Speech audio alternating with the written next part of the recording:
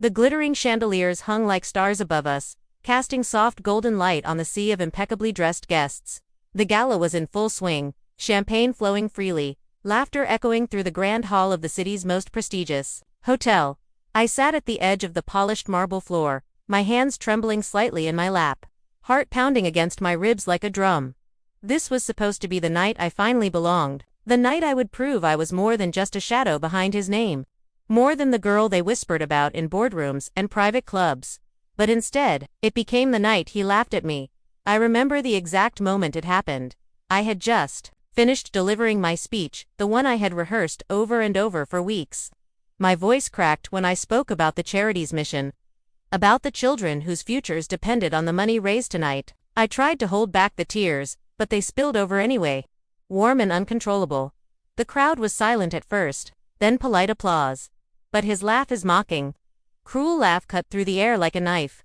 He sat at the head table, his face flushed with amusement as he whispered something to his colleagues. His eyes met mine, cold and unyielding, as if my pain was nothing but a spectacle for his entertainment. I felt my cheeks burn, my pride shatter. After the speech, I slipped away from the crowd, hands clutching a glass of untouched champagne. My vision blurred with tears I fought hard to hide. I wasn't supposed to cry in front of them. I wasn't supposed to be weak, but he made me weak. That night, I thought I had lost everything: respect, dignity, hope. Little did I know, it was just the beginning. Dialogue excerpt from the gala inner monologue style. Me thinking, I worked so hard for this moment. Every late night, every sacrifice, it was all for this. Why does it feel like I'm standing alone on a stage set to crumble? Him to his friend, loud enough for me to hear. She actually thinks she belongs here. Pathetic. Me whispering to myself, no, I won't let him win. Not this time. As I retreated into the dimly lit hallway outside the ballroom, my phone vibrated in my pocket. A message from my lawyer flickered on the screen. We need to talk, urgent. My hands trembled anew. The hallway was empty, except for the distant hum of voices and clinking glasses behind the closed doors. I pressed my back against the cold wall, sliding down until I sat on the floor, phone in hand. The message blinked, like a warning. We need to talk. Urgent. I took a shaky breath and called him back. Is everything all right? His voice was calm, measured, but I heard the tension beneath, like a storm barely contained. No, I whispered, my voice cracking. Not tonight. The silence on the other end stretched between us like a chasm I didn't want to cross. But I had no choice.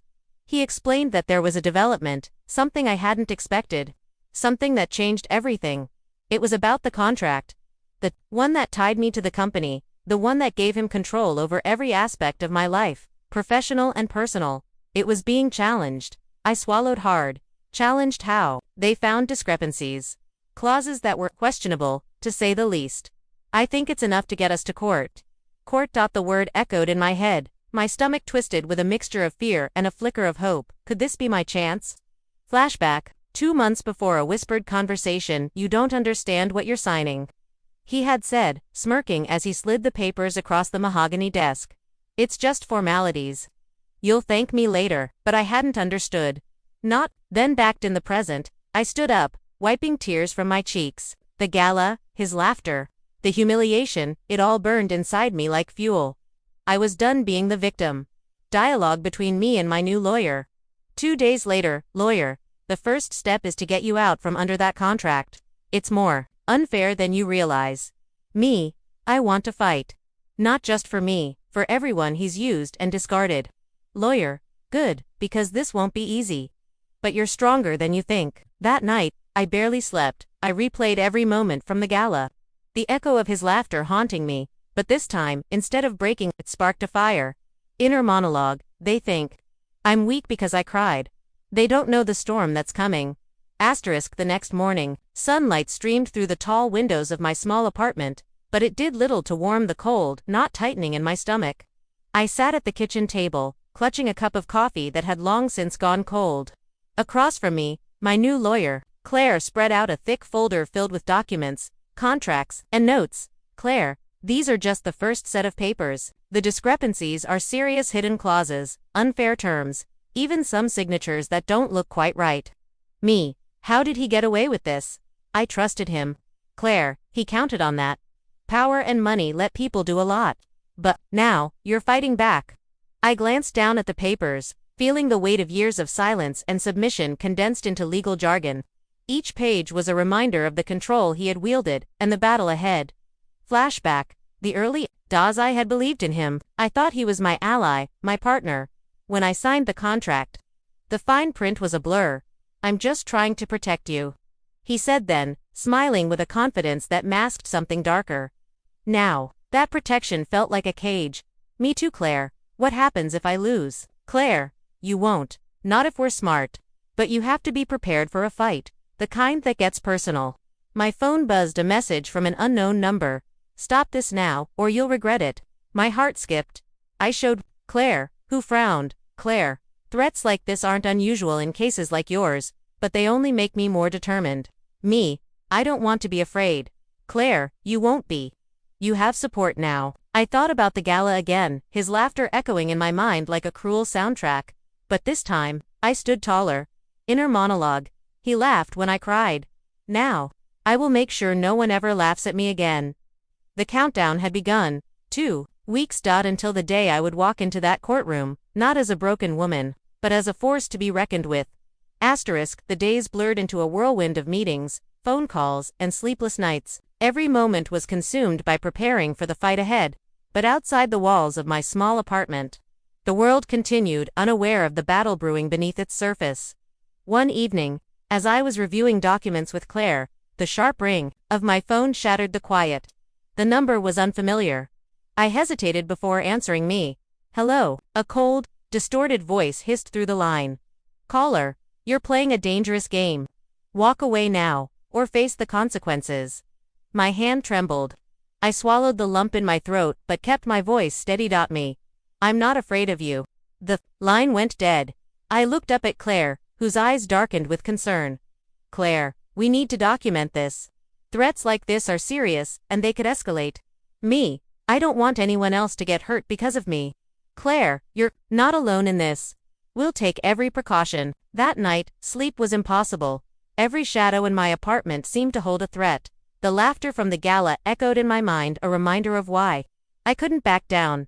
Flashback. The moment I realized the truth, it wasn't just about business or contracts. It was about control, about power, about breaking me, and maybe, just maybe, breaking anyone who dared to stand against him. The next morning, I arrived at Claire's office to find a man waiting for me, her associate, Jack, a seasoned investigator. "Jack, we've been looking into your ex's background. Let's just say, he's got a history of using fear to silence people." Hearing those words made the fight feel heavier, but also clearer. Dialogue between me and Claire. "Me, so this isn't just about the contract." "Claire, no, it's personal. He's threatened others before, but that means we have leverage." "Me, leverage." "Claire, if we can expose his tactics, not just the contract, the court will see the full picture." That night, I sat by the window, watching the city lights flicker. The fear lingered, but beneath it, a growing resolve. Inner monologue. He laughed when I cried. But 2 weeks later, I will stand before the court with a different lawyer. And this time, I won't be the one broken. The weight of the threats hung over me like a storm cloud, but I refused to let it crush me. Claire and Jack became my anchors, a shield against the darkness that was creeping closer. Jack worked tirelessly, digging through old files, interviewing people who had crossed paths with my ex. Each story he uncovered painted a clearer picture of a man who thrived on intimidation and control. Jack, during one late-night call, he's ruthless, not just in business, but in how he handles anyone who threatens his empire. You're not the first to stand up to him, and definitely not the reality was sobering, but also empowering. I realized I wasn't alone, and that gave me strength. One afternoon, Claire handed me a thick envelope. "Claire, these are witness statements we've collected, people who've seen his manipulation firsthand.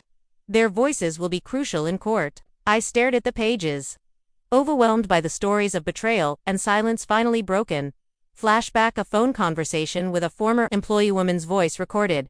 He'd humiliate us in meetings, threaten our jobs if we didn't comply. It was terrifying. But no one dared speak up until now. The courage of these voices inspired me. That night, I sat alone in my apartment, the envelope beside me.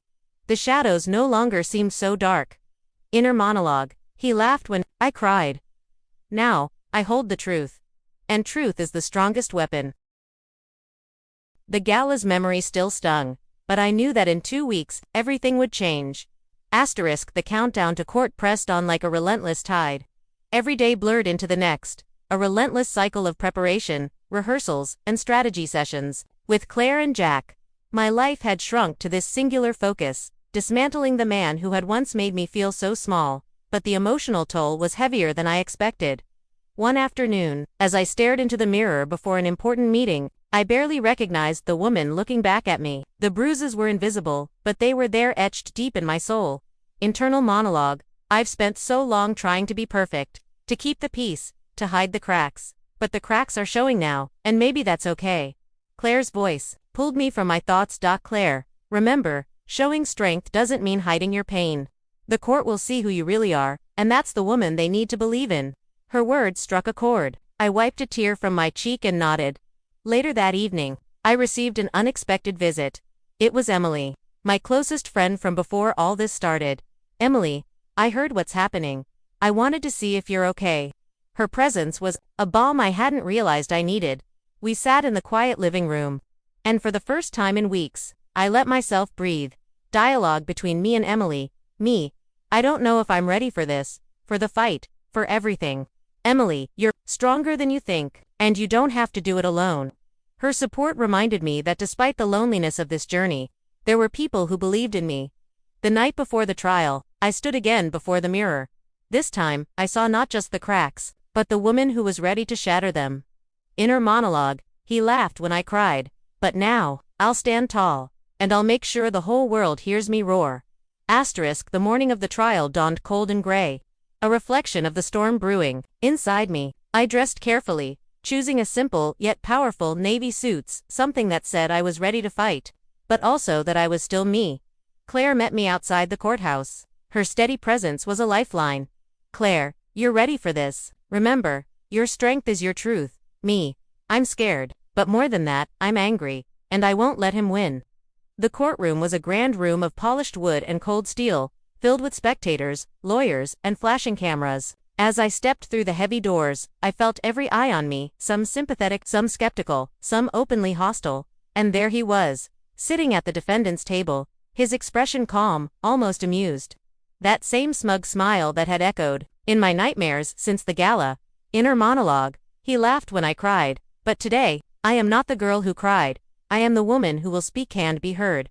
The judge called the court to order. The room hushed. Claire gave me a reassuring nod.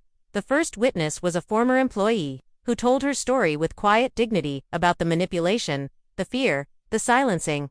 His lawyer tried to discredit her, but Claire was relentless, and the truth held firm.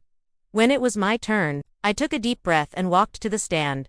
Dialogue on the stand: Judge, please state your full name for the record.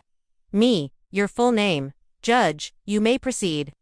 I told my story about the contract, the control, the humiliation, at the gala, the threats, and the fight to reclaim my life.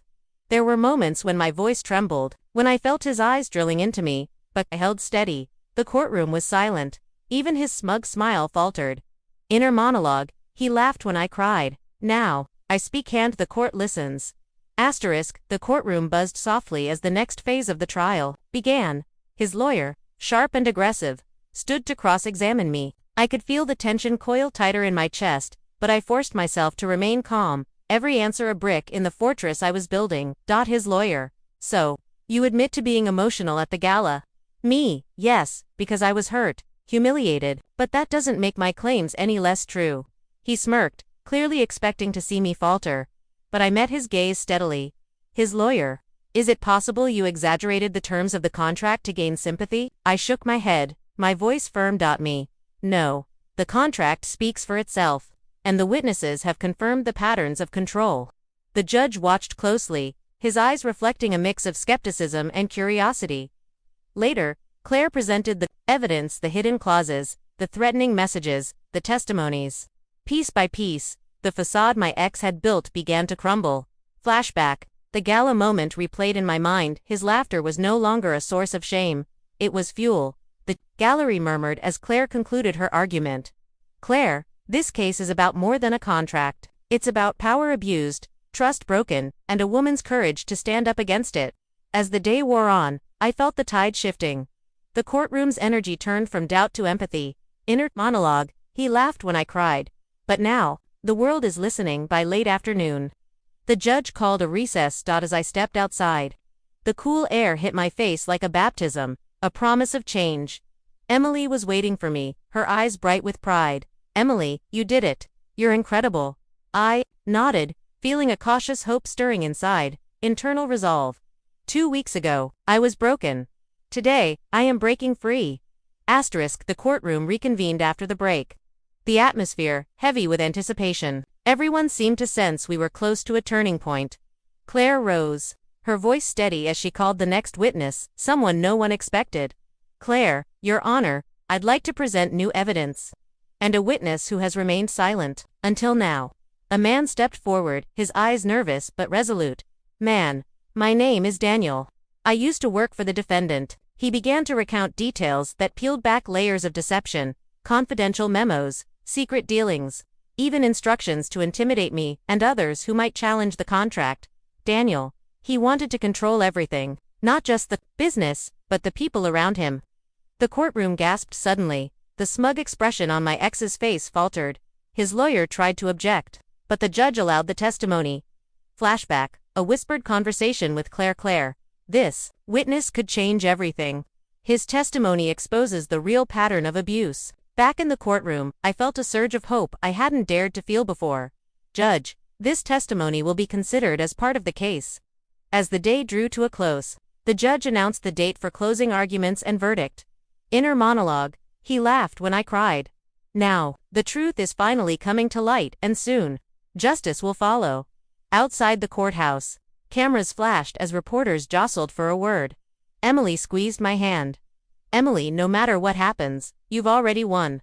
I smiled, knowing that, even if the fight wasn't over, I had reclaimed my voice. The courtroom was packed the morning of the verdict. The air was thick with anticipation, every eye fixed on the judge's bench. I sat beside Claire, hands clasped tightly together, heart pounding in my chest. The judge cleared his throat and began. Judge, after reviewing the evidence, testimonies, and the contracts in question, this court finds the defendant guilty of coercive and unfair business practices. A wave of relief washed over me, followed by a quiet, profound triumph. Judge Sachin orders that the contract between the parties be nullified. Furthermore, the defendant is to pay damages for emotional distress caused to the plaintiff. The courtroom erupted in murmurs. I looked over at him, his face pale, eyes wide with disbelief. Claire smiled warmly. Claire, you did this. You stood your ground. Outside, the sunlight felt like a new beginning. Emily wrapped me in a tight hug. Inner monologue, he laughed when I cried. But today, I stand free, and no one will ever make me feel small again. As cameras flashed and questions flew, I found my voice stop me. This victory isn't just mine, it's for anyone who's ever been silenced or made to feel powerless. Justice is possible if you dare to fight for it. That night, alone in my apartment, I finally allowed myself to cry. But these tears were different. They were tears of release, of healing, of hope. The journey wasn't over, but I had taken the first step toward reclaiming my life. Months had passed since the verdict, but the memory of that courtroom victory still burned bright inside me. It wasn't just a legal win, it was a reclamation of my dignity. My voice, my life. The gala, once a night of humiliation, had become a symbol of my strength. The laughter that had cut so deep was now a distant echo, powerless against the woman I had become. I stood on the balcony of my new office, the city's skyline sprawling before me like a promise. Claire's words from that day before trial echoed in my mind. Showing strength doesn't mean hiding your pain. I had learned that true strength was embracing every crack, every tear, every moment of vulnerability and transforming them into resilience. Emily's friendship remained a steady light, a reminder that I didn't have to face life's storms alone. And as for him, the man who once laughed when I cried, he was now just a chapter in my past, a reminder of what I refused to become. I cried once, he laughed once, but now, I walk forward with my head held high, unbreakable, unstoppable, and free. The future was mine to write, and this time, I was the author.